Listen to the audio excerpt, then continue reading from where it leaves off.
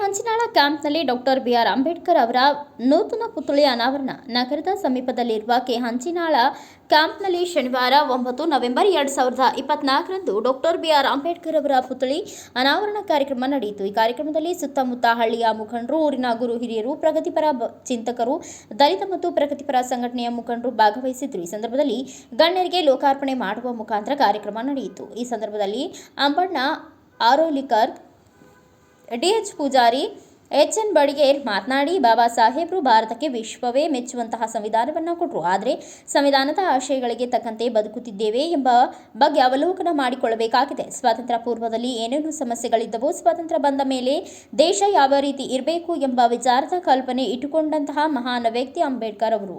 ಕೇವಲ ದಲಿತರ ಬಗ್ಗೆ ಯೋಚನೆ ಮಾಡದೆ ಸಮಾಜದ ಏಳ್ಗೆಗೆ ಜೊತೆಯಾಗಿ ಎಲ್ಲರನ್ನ ಒಟ್ಟಿಗೆ ಕೊಂಡೊಯ್ಯುವ ಯೋಚನೆ ಮಾಡಿದವರು ಬಾಬಾ ಸಾಹೇಬ್ ಅಂಬೇಡ್ಕರ್ ಅವರು. ಶತಮಾನಗಳಿಂದ ತುಳಿತಕ್ಕೆ ಒಳಗಾದ ದಲಿತ ಸಮುದಾಯವನ್ನ ಹಂತವಾಗಿ ಮೇಲೆತ್ತುವ ಕೆಲಸ ಮಾಡಿದರೆ ಹೊರತು ಬೇರೆಯವರನ್ನ ತುಳಿಯುವ ಕೆಲಸ ಮಾಡಲಿಲ್ಲ. ಅವರ ಆಶಯಗಳಂತೆ ನಡೆದರೆ ಭಾರತ ವಿಶ್ವಗುರುವಾಗಿ ಬೆಳೆಯುವುದನ್ನು ಯಾರಿಂದಲೂ ತಡೆಯಲಾಗದು ಎಂದರು. ಈ ವೇದಿಕೆ ಮೇಲೆ ಆಸೀನರಾಗಿರ್ತಕ್ಕಂಥ ಎಲ್ಲ ಅತಿಥಿ ಮಾನ್ಯರೇ, ನನ್ನ ತಾಯಂದ್ರೆ ಹಾಗೂ ಅಣ್ಣ ತಮ್ಮಂದ್ರೆ, ಈಗಾಗಲೇ ಬಾಬಾ ಸಾಹೇಬರನ್ನ ನಾವು ಸಾಂಕೇತಿಕವಾಗಿ ನಮ್ಮ ಕ್ಯಾಂಪಿನ 3-4 ಕಡೆ ಪ್ರತಿಮೆಗಳನ್ನು ಅನಾವರಣ ಮಾಡೋದ್ರ ಮೂಲಕ ಅಂಬೇಡ್ಕರ್ ಅವರು ಕೇವಲ ಒಂದು ಜಾತಿ ಜನಾಂಗದ ನಾಯಕರಲ್ಲ, ಇಡೀ ದೇಶದ ಅತ್ಯಂತ ಬಹುದೊಡ್ಡ ನಾಯಕರು. ಎಲ್ಲ ನೊಂದಿರ್ತಕ್ಕಂಥ ಶೋಷಿತ ಸಮುದಾಯಕ್ಕೆ ಬೆಳಕಾಗಿದೆ ಅನ್ನೋದನ್ನ ಮತ್ತೊಂದು ಸಾರಿ ನೀವು ನೆನಪಿಸಿದಿರಿ.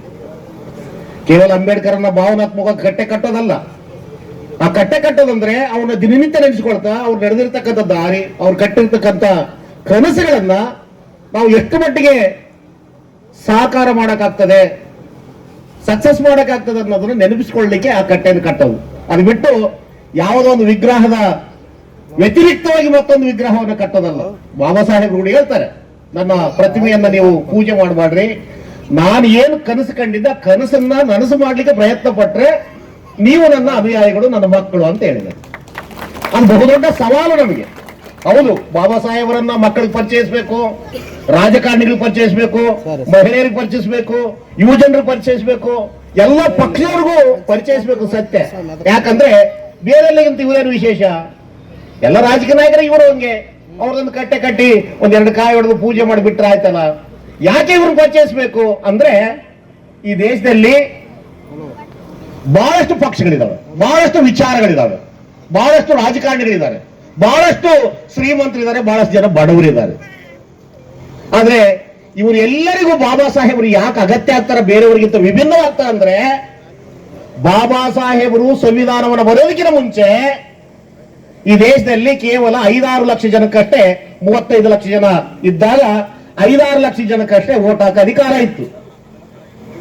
ಮಿಕ್ಕಿದವರಿಗೆ 35 ಲಕ್ಷದಲ್ಲಿ 30 ಲಕ್ಷ ಜನ ವೋಟ್ ಹಾಕೋ ಅಧಿಕಾರನೇ ಇರಲಿಲ್ಲ. ಇದು ಮನುಶಾಸ್ತ್ರದ ಪ್ರತೀಕವಾಗಿ ಅಂದಿನ ದಿನಗಳಲ್ಲಿ ಅಸ್ತಿತ್ವದಲ್ಲಿರ್ತಕ್ಕಂಥ ಕಾನೂನು. ಯಾರಿಗೆ 100 ಎಕರೆ ಜಮೀನಿತ್ತೋ ಅವರಷ್ಟೇ ವೋಟ್ ಹಾಕ್ಬೇಕಾಗಿತ್ತು, ಯಾರು ಇನ್ಕಮ್ ಟ್ಯಾಕ್ಸ್ ಕಟ್ತಿದ್ರು ಅವರಷ್ಟೇ ವೋಟ್ ಹಾಕ್ಬೇಕಾಗಿತ್ತು, ಯಾರು ಡಿಗ್ರಿ ಓದಿದ್ರು ಅವರಷ್ಟೇ ವೋಟ್ ಹಾಕ್ಬೇಕಾಗಿತ್ತು. ಆದ್ರೆ ಇವತ್ತು 18 ವರ್ಷದ ಯಾರೇ ಇರಲಿ, ಯಾವುದೇ ಜಾತಿ ಇರಲಿ, ಒಬ್ಬ ಕೂಲಿ ಮಾಡ್ತಕ್ಕಂಥ ತಾಯಿಯಿಂದ ಹಿಡ್ಕೊಂಡು ಪ್ರಧಾನಮಂತ್ರಿಯವರಿಗೆ ಅಥವಾ ರಾಷ್ಟ್ರಪತಿಯವರಿಗೆ ಇರ್ತಕ್ಕಂಥ ಒಂದೇ ಒಂದು ಮತಾಧಿಕಾರವನ್ನ, మతదాన అల్ల మత అధికార బ్రాహ్మణిజంలో విషం తప్ప నిజం లేదు. ಅಂಬೇಡ್ಕರ್ ಎಲ್ಲಿ ಎಂದು ಚುಚ್ಚಿ ಚುಚ್ಚಿ ಕೇಳುತ್ತಿರುವೆ, ದಿಕ್ಕಿಲ್ಲದ ಜನಕ್ಕೆ ದಾರದೀಪವಾಗಿಹರು, ದಿಕ್ಕಿಲ್ಲದ ಜನಕ್ಕೆ ದಾರಿದೀಪ ಅಂಬೇಡ್ಕರ್. ಅರುಣ ಶೌರ್ಯೇ ನಮ್ಮ ಹಸಿವಿನ ಬಾಧೇನು ಗೊತ್ತು. ಇದು ಅಂಬೇಡ್ಕರ್ ಅನುಯಾಯಿಗಳ ಸವಾಲು. ಇದು ಬೇರೆ ಯಾವ ಪಕ್ಷನೂ ಹೇಳಂಗಿಲ್ಲ ಇಟ್ಟು ಗಟ್ಟಿಯಾಗಿ.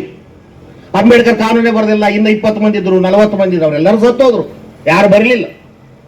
ಅಂಬೇಡ್ಕರ್ ಅವರು ಇಡೀ ದೇಶದಲ್ಲಿ ಇರ್ತಕ್ಕಂಥ, ಪ್ರಪಂಚದಲ್ಲಿ ಇರ್ತಕ್ಕಂಥ ಎಲ್ಲಾ ಕಾನೂನುಗಳನ್ನ ಶೋಧನೆ ಮಾಡಿ ಬಟ್ಟಿರಿಸಿ ಈ ದೇಶಕ್ಕೆ, ಈ ಸಂಸ್ಕೃತಿಗೆ, ಈ ಜನಾಂಗದ ಒಂದು ಭಾವೈಕ್ಯತೆಗೆ ನಿಜವಾಗಿರ್ತಕ್ಕಂಥ ಕಾನೂನು ಹೆಂಗಿರ್ಬೇಕನ್ನೋದು ಬರೆದಿದೆ ಬಾಬಾ ಸಾಹೇಬ್. ಹಂಗಾಗಿ ಬಾಬಾ ಸಾಹೇಬರು ನಮಗೆ ಎಲ್ಲರಿಗಿಂತ ವಿಭಿನ್ನವಾಗಿರ್ತಕ್ಕಂಥ ನಾಯಕ.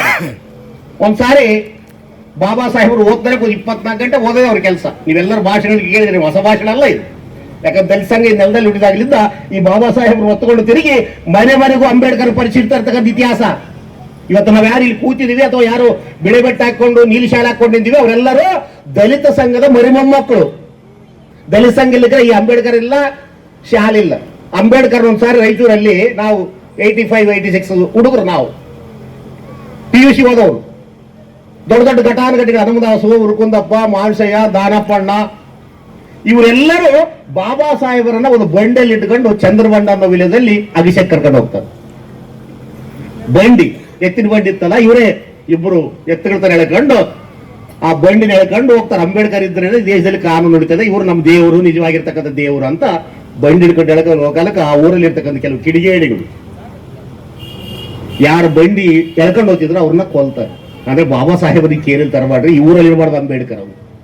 ಅಂತ ಟೈಮಲ್ಲಿ ಕೂಡ ಅಂಬೇಡ್ಕರ್ನ ಹೃದಯ ಕಪ್ಪಿಕೊಂಡು ಮನೆ ಮನೆಗೆ ತಲುಪಿಸಿರ್ತಕ್ಕಂಥ ಇತಿಹಾಸ ದಲಿತ ಸಂಘದ್ದು. ಇವತ್ತು ದಲಿತ ಸಂಘ 100 ಆಗಿರ್ಬೋದು, ದಲಿತ ಸಂಘ 1000 ಆಗಿರ್ಬೋದು, ಆದ್ರೆ ದಲಿತ ಸಂಘದ ಧ್ವನಿ, ದಲಿತ ಸಂಘದ ಬುನಾದಿಯನ್ನು ಯಾರು ಕೆಡವಕ್ಕಾಗಂಗಿಲ್ಲ.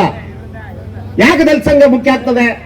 ಈ ಒಂದು ಶುಭ ಸಂದರ್ಭದಲ್ಲಿ ಭಾಗವಹಿಸಿದ ಹಿರಿಯ ದಲಿತ ಪರ ಹೋರಾಟಗಾರ ಅಂಬಣ್ಣ ಅರೌಲಿಕರ್, DH ಪೂಜಾರ್, HN ಬಡಿಗೇರ್, ಅಲ್ಲಮ ಪ್ರಭು ಪೂಜಾರ್, ಪಂಪನಗೌಡ, ಕಾಂಗ್ರೆಸ್ ಮುಖಂಡರು ಸೋಮನಗೌಡ, RDCC ಬ್ಯಾಂಕ್ ನಿರ್ದೇಶಕರು ವೆಂಕಟೇಶ್, ತಾಲೂಕಾ ಪಂಚಾಯಿತಿ ಮಾಜಿ ಅಧ್ಯಕ್ಷರು ಮರಿಯಪ್ಪ ಗೋರೇವಾಳ್, ಪಂಪಾಪತಿ, ಕೆ ಹಂಚಿನಾಳ್, ವೀರಪ್ಪಣ್ಣ, ನಂದವಾಡ್ಗಿ, ಹಸೇನಪ್ಪ ಸಿಂಧನೂರು ಉಪಸ್ಥಿತರಿದ್ದರು.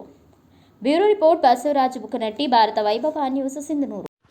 Thanks for watching Read, Discuss and Debate with editor Dr. Yan Prashant Rao. Wanted reporters in print, digital and visual media for Bharat Vaibhav Daily Newspaper, BV News 5 Channel and BV Fast Web News from all the talukas of Karnataka, Goa and Maharashtra. If interested, send your resume to 9019229369.